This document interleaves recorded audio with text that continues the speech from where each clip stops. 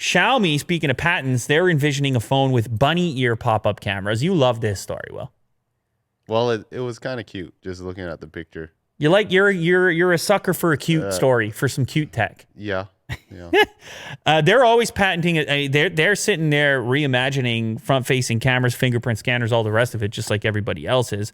This particular patent pops up 2 little bunny ear-looking cameras, which would be able to shoot forward and back. So you could get a multi-camera setup. Now, that's a really small setup. Could you get all the components you need in those little bunny ears? I don't really know, but everybody's looking for a way around the notch or the hole punch, and this would effectively give you a seamless design on the front and the back, because each of these bunny ears would have cameras facing backwards and forwards in this particular design. It's super early stage, by the way.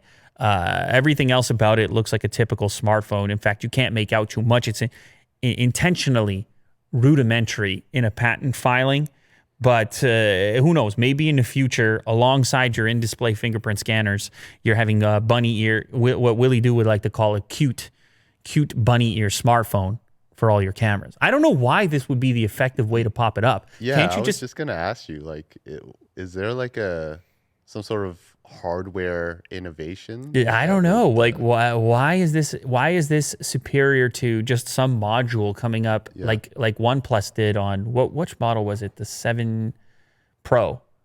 Pro T. There were some might have been some T's. I mean, you can't keep it together these days. But anyway, OnePlus did it.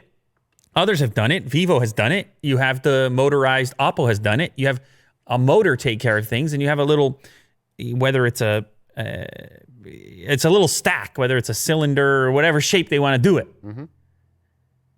And I don't know. I mean, that never took off. People were a bit worried. People had durability questions. There you go. It's a little rectangular prism, in fact.